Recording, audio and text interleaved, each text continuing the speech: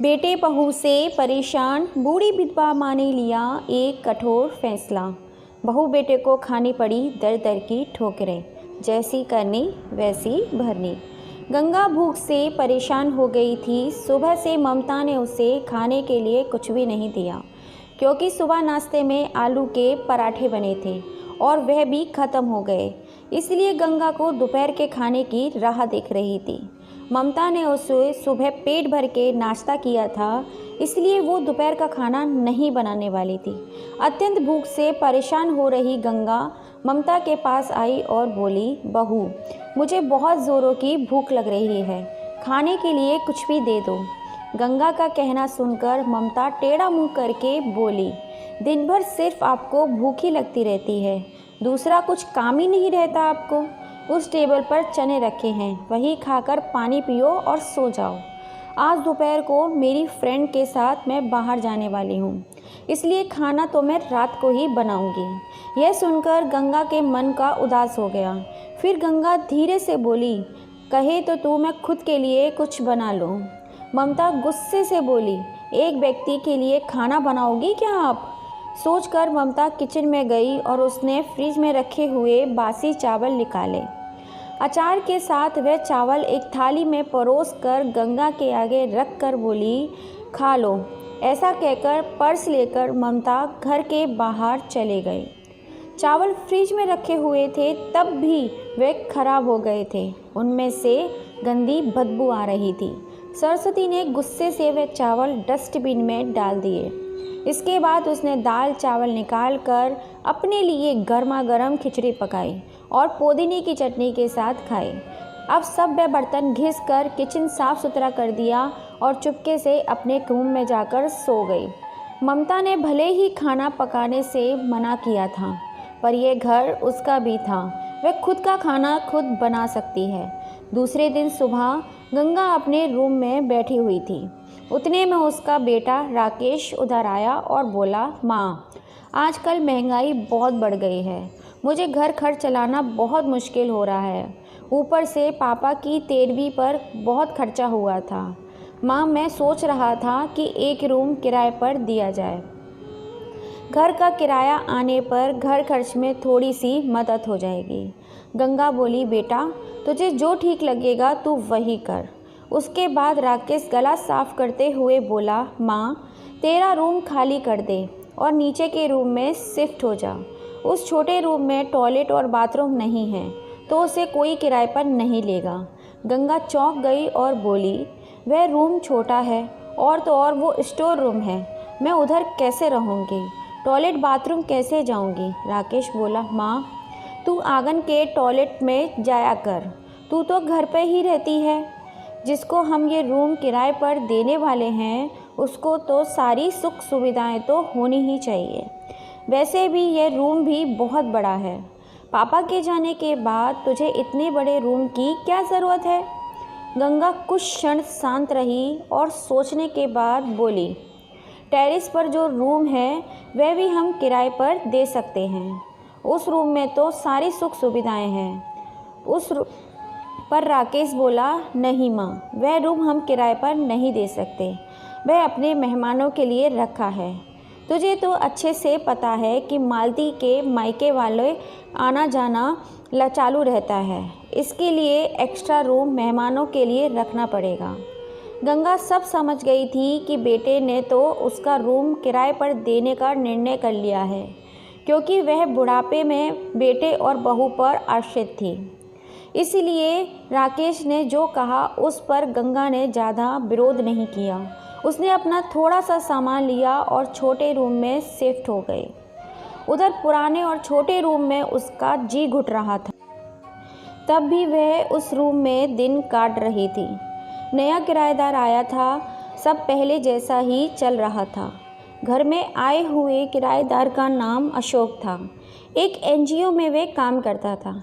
वह हर रोज़ ममता और राकेश को गंगा के साथ कैसा व्यवहार करते हैं सब कुछ देख रहा था। वह देखकर उसको इतना बुरा लगता था। धीरे धीरे गंगा अशोक को अपने बेटे जैसा ही मानने लगी। अशोक भी आते जाते गंगा का हाल चाल पूछा करता था। और उसका ख्याल भी रखने लगा। राकेश और ममता तो गंगा की को कुछ लेना ही देना नहीं था। ममता बचा हुआ खाना उसकी थाली में रख कर जाती और बेटा तो उसकी तरफ देखता भी नहीं था। गंगा तो पहले ही समझ चुकी थी कि उसका बेटा अब उसे पहले जैसा नहीं रहा, वह बदल गया है। फिर भी वो आंखें बंद करके किसी पालतू पशु जैसी उस घर में रह रही थी, क्योंकि बुढ़ापे में उसको कुछ दूसरा कोई सहारा नहीं था। रोटी के 2 टुकड़ों के लिए उसको उनके सहारे रहना पड़ता था। कभी कभी गंगा को बहुत रोना आता था। गंगा अशोक को अपने मन की बातें बताने लगी थी। उनके पति की मौत बेटे की लापरवाही से हुई थी, पर वो ज़्यादा बोल नहीं पा रही थी। जब पति काम पर जाते थे तब घर में हम दोनों को बहुत मान सम्मान मिलता था। जब वह काम करने में असमर्थ हो गए तब राकेश को उन्होंने घर खर्च में मदद करने के लिए कहा। ऐसा कहा, यह सब बातें राकेश के मन को बहुत दुखी लगी। जब तक पति घर चला रहे थे तब तक राकेश अपने सारे पैसे बचा लेता था, पर अब शर्म से और मजबूरी में उसको घर खर्च चलाना पड़ रहा था। धीरे धीरे माँ बाप का खर्च उसको बोझ लगने लगा, लेकिन वह स्पष्ट रूप से कुछ भी नहीं कह पा रहा था। इसी बीच पति स्वास्थ्य बिगड़ता गया और वह चल बसे। डॉक्टर के पास जाने से पता चला कि उनको निमोनिया हुआ था। डॉक्टर थोड़ी महंगी दवाइयाँ लिख कर देते थे, तो राकेश पैसे बचाने के लिए हमेशा आधी दवाइयाँ ही लेकर आता था। शुरू में पति का स्वास्थ्य सुधर गया था, तब राकेश ने उनकी गोलियाँ औषधियाँ बंद कर दी। पति भी इन चीज़ों पर ज़्यादा ध्यान नहीं देते थे, लेकिन एक रात में उन्हें सांस लेने में बहुत ज़्यादा परेशानी होने लगी।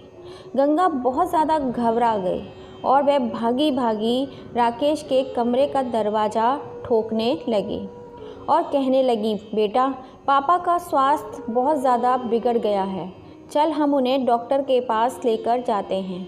उस पर राकेश बोला, माँ, मुझे अभी सोने दें, मुझे बहुत ज़्यादा नींद आ रही है, हम सुबह पापा को डॉक्टर के पास ले जाएंगे। ऐसा कहकर उसने दरवाज़ा बंद कर लिया। गंगा रात भर अपने पति के तकिए के पास चिंतित बैठी रही। कभी छाती को तेल लगाकर मालिश कर रही थी, तो कभी बाफ स्टीम दे रही थी, पर भगवान को तो कुछ और ही स्वीकार था। सुबह तक उनकी मृत्यु हो गई। घर में कब्रिस्तान जैसी शांति थी। राकेश रोने का नाटक करने लगा। ममता तो ऐसे रो रही थी जैसे उसको वास्तव में ससुर के चले गए इस बात पर बहुत दुख हो रहा हो। सबसे ज़्यादा धक्का लगा सिर्फ गंगा को, पर वह कुछ बोल नहीं पा रही थी। गंगा की आंखों में आंसू आ रहे थे और उसके होठ थर थर काँप रहे थे, जैसे कि उसको कहना चाहती हो, अब रोने का नाटक क्यों कर रहे हो? मेरे पति की मौत के आप दोनों ही जिम्मेदार हो। पर वह कुछ बोल नहीं पाई। क्रियाक्रम पर दिया गया। गंगा के दिमाग में हमेशा एक बात चलती थी, राकेश ने लापरवाही नहीं की होती तो आज मेरे पति जिंदा होते। उनकी मौत के बाद ममता और राकेश का व्यवहार बहुत ज़्यादा बदल गया था। गंगा को भी उनके व्यवहार की आदत पड़ गई थी, इसलिए वह उनकी तरफ से कोई भी अपेक्षा नहीं रखती थी, पर वह उसका मन अंदर ही अंदर उसे खाए जा रहा था। ऐसी औलाद को सबक भी नहीं सिखा सकती। एक दिन उनका किराएदार अशोक उनके पास आया और गंगा को कुछ बातें उसने समझाई। वह बातें सुनकर गंगा के आँखों में एक नई उम्मीद जागी। दूसरे दिन सुबह गंगा ममता और राकेश के पास आई और बोली, मुझे कुछ दिनों से बहुत ज़रूरी बात करनी है तुमसे। ऐसा लग रहा है कि तुम दोनों को मेरे साथ रहने में प्रॉब्लम है, इसलिए मैंने सोचा है कि मैं वृद्ध आश्रम में रहूँगी। गंगा का कहना सुनकर मालती बहुत खुश हो गई। राकेश ने थोड़ा दुखी होने का नाटक किया। फिर थोड़ी देर में गंगा ने उन दोनों को चेहरे के हाव भाव देखे और बोली, राकेश, तुझे दुखी होने की ज़रूरत नहीं है, और ममता, तुझे इतना खुश होने की ज़रूरत नहीं है। पहले मेरी पूरी बातें सुन लो। और गंगा हंसकर बोली, यह बातें सच्ची है कि मैं वृद्धाश्रम में रहूँगी, पर मैं इस घर से कहीं नहीं जाऊँगी। मैं इस घर को ही वृद्धाश्रम बनाऊँगी। अब यह तुम्हारे जैसे स्वार्थी बेटे और बहू यहाँ नहीं रहेंगे। मेरे जैसे बूढ़े लोग यहाँ रहेंगे। ये मेरा आखिरी निर्णय है। यह सुनकर राकेश और ममता दोनों ही चौंक गए। राकेश और ममता एक दूसरे की तरफ देखने लगे। उन दोनों ने सोचा था कि गंगा घर छोड़कर चली जाएगी तो वे दोनों खुशी से रहेंगे। उनको लगा था कि अब उनको गंगा की जवाबदारी नहीं लेनी पड़ेगी, उसका ख्याल नहीं रखना पड़ेगा। पर इधर तो सब कुछ उल्टा ही हो गया था। गंगा का कहना सुनकर राकेश गुस्से से बोला, माँ, तेरा दिमाग तो ठीक है ना? इस घर का मेरा भी अधिकार है। फिर तू इस घर को कैसे वृद्धाश्रम बना सकती है? तू भूल रहा है बेटा, अभी तक ये घर मेरे नाम पर ही है। गंगा गुस्से से बोली, तुम दोनों ने मुझे बहुत परेशान किया है। छोटी छोटी बातों पर मेरा अपमान किया है। बीमारी के वक्त भी मुझ पर ध्यान नहीं दिया। खाने पीने के लिए भी मुझे बहुत तरसाया है। तेरे पिताजी भी मुझे छोड़कर चले गए। अगर मैंने कठोर निर्णय नहीं लिया तो मेरा भी वही हाल होगा जो तुम्हारे पिताजी का हुआ है। इसीलिए मैंने सोच कि बेटे के झूठे प्यार के जाल में फंसने से अच्छा है मैं अपने बारे में सोचूं। राकेश घुटनों पर आकर बोलने लगा, माँ, मुझे माफ़ कर दे। हम दोनों तेरा अच्छे से ख्याल रखेंगे, तेरा कभी भी अपमान नहीं करेंगे, पर तू इस घर को वृद्धाश्रम मत बना। माँ, थोड़ा सोच कर देख हमारा क्या होगा। गंगा ऊंची आवाज़ में बोली, मैंने और तेरे पापा ने तुझे अच्छे संस्कार दिए थे, फिर भी तूने सिर्फ तेरे परिवार के बारे में ही सोचा, हमारा नहीं। फिर मैं तेरा कैसे सोचूं? तू तेरे परिवार का सोच, मेरी चिंता मत कर और जल्द से जल्द ये घर छोड़कर चला जा, क्योंकि इस घर में अब अच्छे लोग ही रहने आ रहे हैं। इतना कहकर गंगा अपने रूम में चली गई। राकेश और ममता शांत गंगा को जाते हुए देखते ही रह गए। गंगा ने अपने जैसे बूढ़े लोगों को उस घर में आश्रय दिया। अशोक की मदद से वृद्धाश्रम अच्छे से चलने लगा। दोस्तों, आजकल के लड़कों ने बूढ़े लोगों के साथ गैर व्यवहार किया तो बड़े लोगों को भी कठोर निर्णय लेना पड़ सकता है। दोस्तों, आपको ये कहानी कैसी लगी? कहानी पसंद आई हो तो हमारी इस छोटी सी फैमिली का हिस्सा ज़रूर बनिएगा। आपके अपने इस चैनल को लाइक एंड सब्सक्राइब ज़रूर कीजिएगा। फिर मिलेंगे आपसे ऐसी ही किसी कहानी के संग में। जय श्री राम दोस्तों। फिर से आप सभी का दिल से धन्यवाद, और प्लीज़ अब तक सब्सक्राइब नहीं किया है तो सब्सक्राइब ज़रूर कीजिएगा और आपकी अपनी इस छोटी सी फैमिली का हिस्सा ज़रूर बनिएगा। जय श्री राम।